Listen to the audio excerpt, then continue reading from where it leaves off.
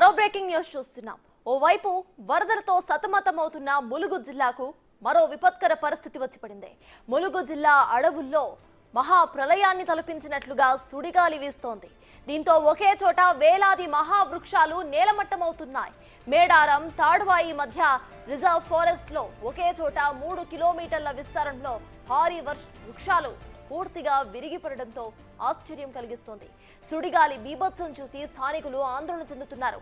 ఆ సుడిగాలి ప్రభావం చూస్తూ ఉంటే ఊళ్లకు ఊళ్ళు ఎగిరిపోయేలా ఉన్నాయని స్థానికులు ఆందోళన వ్యక్తం చేస్తున్నారు. ఒకే చోట వేలాది వృక్షాలు విరిగిపోవడం చూసి అటవీ శాఖ సిబ్బంది కూడా ఆశ్చర్యపోతుంది.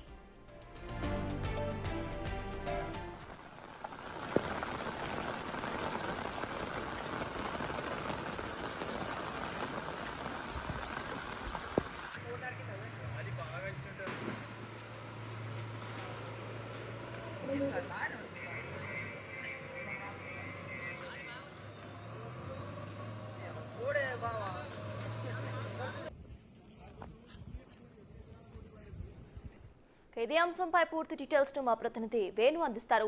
వేణు, చెప్పండి, అక్కడ అటవీ ప్రాంతంలో సుడిగాలి వీసినట్టు తెలుస్తోంది, కొన్ని చెట్లు కూడా అక్కడ విరిగిపోయినట్టు తెలుస్తోంది. ప్రజెంట్ అప్డేట్స్ ఏంటి? ముందస్తు జాగ్రత్తలు ఏమైనా తీసుకుంటుందా ప్రభుత్వం? ఎస్ సర్తాజ్, అంటే 2 రోజుల నుంచి కూడా పూర్తిగా అటు వర్షంతో పాటుగా సుడిగాలిలో బీభత్సం సృష్టిస్తున్నాయి.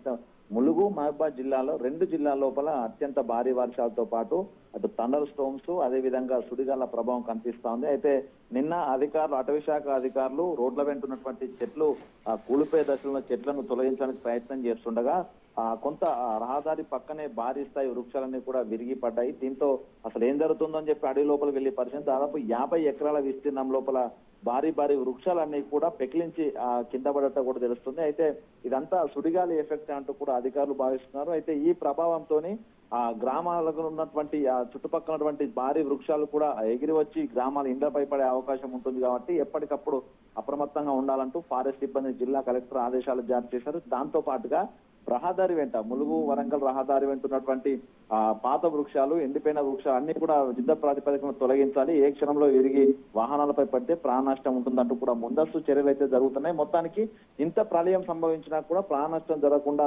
ప్రధానంగా అటవీ శాఖ అధికారులు, జిల్లాకు సంబంధించిన అధికారి యంత్రాంగం అయితే అప్రమత్తంగా ఉన్నప్పటికీ ఈ యొక్క సుడిగాళ్ల ప్రభావం మరొకసారి వచ్చే అవకాశం ఉంటుంది. కాబట్టి అటవీ ప్రాంతాల్లో ఉన్నటువంటి హ్యామ్లెట్, తండాలు, విలేజ్లకు సంబంధించినటువంటి గ్రామ ప్రజలు ఎప్పటికప్పుడు అప్రమత్తంగా ఉండాలంటూ వాళ్ళకి సూచనలు కూడా చేస్తున్నారు. దాంతో పాటుగా పోలీస్ సిబ్బంది కూడా 24/7 టీంల వారీగా అటవీ గ్రామాల లోపల కూడా పహారా కాస్తూ ప్రాణ నష్టం అనేది జరగకుండా అన్ని జాగ్రత్త చర్యలు తీసుకున్న పరిస్థితి ఉంది. ప్రస్తుతానికి ఈ యొక్క రహదారిపై పడ్డ చెట్లన్నింటినీ కూడా పూర్తిగా అటు మెషినరీ సహాయంతో ఆ ఫారెస్ట్ అధికారులు స్థానికుల సహాయంతో కూడా తొలగించి రహదారిపై ఎటువంటి అంతరం లేకుండా అయితే చూస్తున్న పరిస్థితి ఉంది. సర్తాజ్. Right, thank you Venu.